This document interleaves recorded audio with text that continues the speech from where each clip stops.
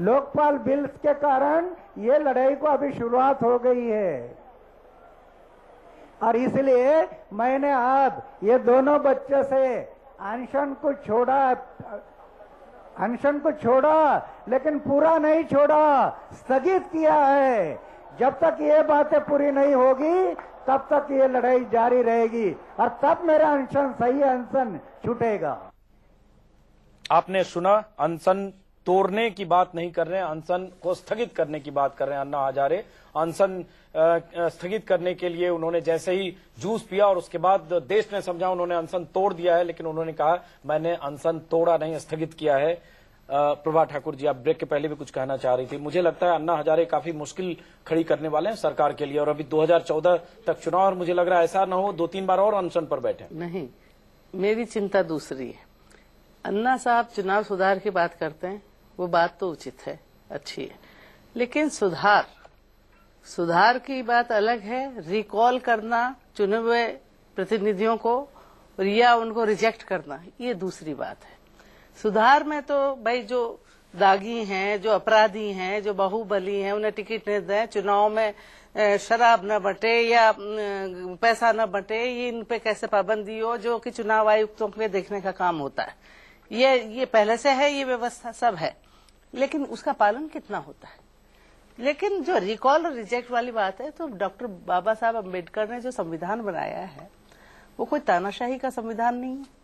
उसमें रिकॉल भी और रिजेक्ट भी है। चुन के भेजना है तो हमेशा के लिए थोड़ी, 5 साल बाद 5 साल बाद वापिस उन्हें आना ही है। उसके बाद जनता उन्हें वापस भेजेगी या रिजेक्ट करेगी, जनता को ही तो तय करना है। नहीं चाहती जनता, मान लीजिए किसी को भी, तो क्या आपत्ति क्या है उसमें?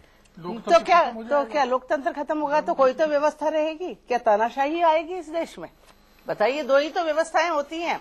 या तो पाकिस्तान की तरह जैसे कभी कभी वो आर्मी राज आ जाता, तानाशाही आ जाती है, तानाशाही आ जाए, डिक्टेटरशिप आ जाए, इधर कोई डिक्टेट करे उधर कोई डिक्टेट करे, सरकार वैसे चले, एक डिक्टेटरशिप चलो देश में। डिक्टेटरशिप से सरकार चले, या चुने हुए लोग, राइट टू रिजेक्ट। अम्बेडकर साहब ने सोच समझ के बनाया, रिकॉल भी है और रिजेक्ट भी है। जयप्रकाश जी के आंदोलन में ये शब्द आया था।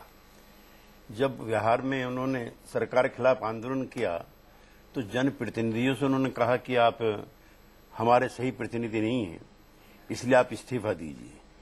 बहुत सारे एमएलए ने इस्तीफा देने से मना कर दिया, तभी राइट टू रिकॉल तब आया था और उसमें एक सैद्धांतिक पक्ष उनका ये था। और प्रभा जी, आप दोनों हमारे मित्र सांसद हैं, हम भी रह चुके हैं संसद में। असल में हम लोगों के कुछ आचरण, हम लोगों की कुछ निष्क्रियता, हम लोगों का कुछ जो gap communication with the masses, particular with the poor masses, जब बढ़ता है तो मीडिया को भी और जो एक्टिविस्ट लोग हैं समाज के, इनको, मैं अपनी बात करूं प्रभा जी प्लीज, उनको अपनी बात करने का मौका मिलता है। अब जो राइट टू रिकॉल है जयप्रकाश जी के आंदोलन में तभी आया था।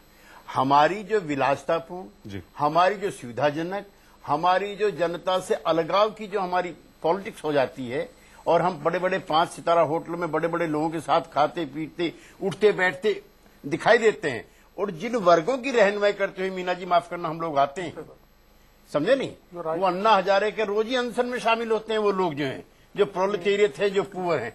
तो उससे जब हमारा आइडेंटिफिकेशन कम होता है तब जयप्रकाश जी कहते हैं नहीं, ऐसे सांसदों को वापस बुलाने का प्रोविजन भी होना चाहिए।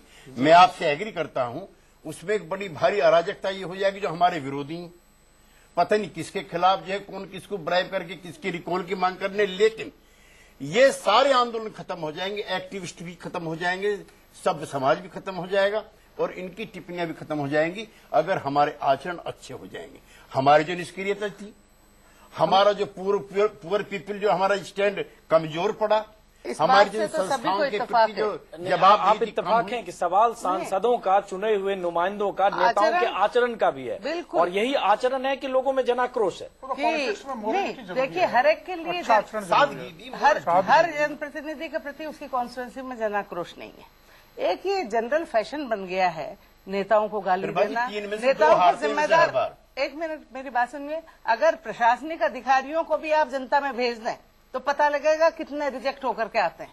लेकिन वो एक बात सुनिए आप, प्रक्रिया है, प्रक्रिया है, उसी तरह जनतंत्र में ये भी प्रक्रिया है। रिकॉल अपने आप ही 5 साल बाद एक रिकॉल बात बोलते हैं, आप कह रहे हैं कि भी है, वरना कितनी अफरा तफरी मचेगी। पंचायत से लेकर संसद तक कितने जनप्रतिनिधि चुने जाते हैं, किस किस तरीकों से किसे रिकॉल करेंगे, किसे रिजेक्ट करेंगे।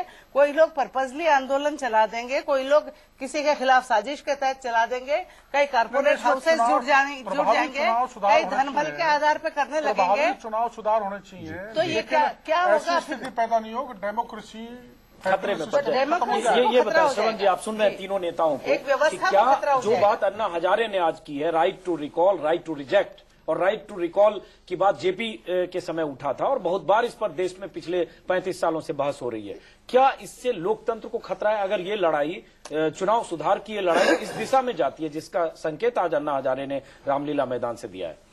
नहीं, मेरा ऐसा मानना नहीं है, क्योंकि जयप्रकाश जी के साथ काम किया है और गांधी जी को थोड़ा जानते भी हैं। ये वास्तव में हम जनता की तानाशाही से डर रहे हैं। हम जब बात करते हैं डिक्टेटरशिप ऑफ द प्रोलेटेरियत, तो हम उसको स्वीकार नहीं करना चाहते हैं। चुनाव सुधार की पहली शर्त यह है कि हम अपने चुने हुए प्रतिनिधियों के व्यवहार पर, उनके आचरण पर नजर रख सकें।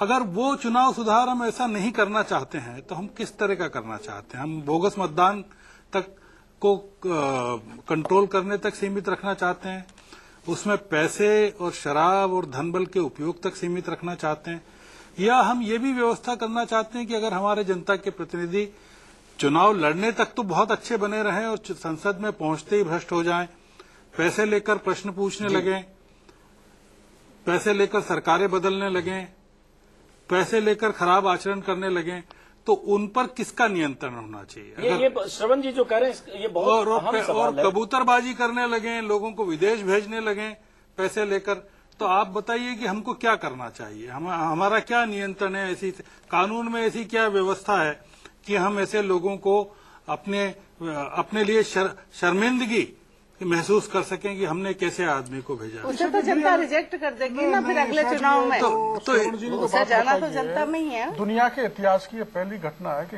11 मेंबर ऑफ पार्लियामेंट को ऐसे आचरण के कारण बाहर कर दिया, रास्ता दिखा दिया। और दुनिया की पहली घटना है कि मीडिया ने एक्सपोज किया और उसके बाद उसी मीडिया को कई बार लोग नाराजगी भी जताते हैं। बात कर कार्रवाई हुई, लेकिन संसद में कार्रवाई हुई उसकी, क्योंकि विकल्प नहीं था कोई। जब कैमरे में, खुफिया कैमरे में 11 सांसद पकड़े जाते हैं, मीडिया भी तो सदन में लोकतंत्र का सवाल पूछने को लेकर, मीडिया भी तो लोकतंत्र का महत्वपूर्ण खंबा है। हम तो कहते हैं लोकपाल के दायरे में मीडिया भी आए ना। पिछले 3 को तो ले लिया, न्यायपालिका। 8 प्रधानमंत्रियों के जापान में इस्तीफे हुए।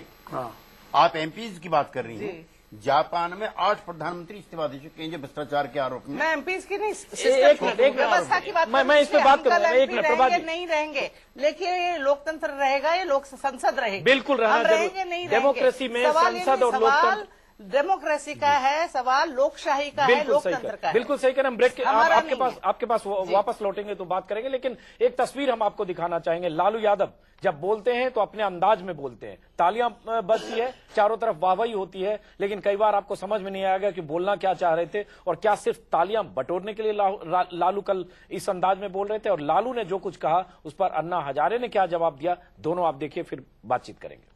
अन्ना जी भले आदमी हो सकते हैं भी, और हम लोग को सीखना चाहिए अन्ना जी से कि 74 साल के उम्र में 12 दिन तक ये टिके हुए हैं। इसका भी सवाल है। हाँ, ये सवाल बड़ा सवाल है, सुना जाए। और हम लोग को अनशन बड़ा भारी अमोल अस्त्र है, लेकिन 74 साल का वो इंसान टन बोलना और ये कहना कि हम 3 किलोमीटर अभी दौड़ जाएंगे, यह हम नए राजनीति करने वाले लोगों को सीखना चाहिए। और डॉक्टर साहब लोगों को जरूर रिसर्च करना चाहिए और किताब भी लिखना चाहिए कि अन्ना जी के अनशन का इतना लंबा राज क्या है, कौन सा तत्व उनके अंदर है, कौन चीज हम लोग पान करें ताकि हम लोग को भी कभी जाना हो। एक सांसद ने कहा, अरे 12 दिन का अनशन हो सकता है बिना खाए पिए? ऐसे एक संसद का सवाल आगे आ गया।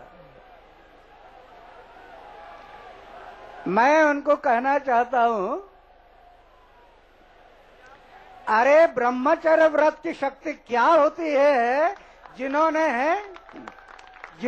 10-12 बच्चों को जन्म दिया, वो ब्रह्मचर्य व्रत की क्या शक्ति समझेगा? अन्ना हजारे ने जो जवाब दिया लालू की बातों का आपने सुना, त्यागी जी।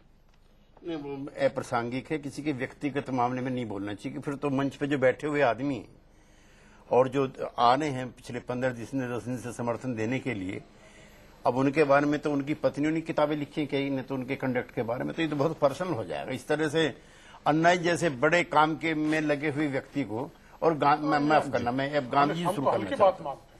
मीना जी, उनको शोभा प्रभा जी, उन्हें शोभा गांधी जी ने उपवास रखते हुए अपने आप को भी संयमित किया और कार्यकर्ताओं को हिदायत दी कि अगर जब अनशन कर रहे हो विरोधी के बारे में अगर मन भी खराब हो गया है तो ऐसी बात मत करना। वो भी हिंसा है। जी जी, उपवास खराब। जी जी जी, ये बहुत अहम चर्चा हो रही है यहाँ पे। लगातार हम बातचीत जारी रखेंगे, जानने की कोशिश करेंगे कि अन्ना हजारे की इस अनशन से क्या निकला, अन्ना हजारे की लड़ाई अब देश को किस दिशा में ले जाएगी, इस पर हम बात करेंगे छोटे से ब्रेक के बाद। ब्रेक के बाद हमारे साथ होंगे हरिद्वार से बाबा रामदेव।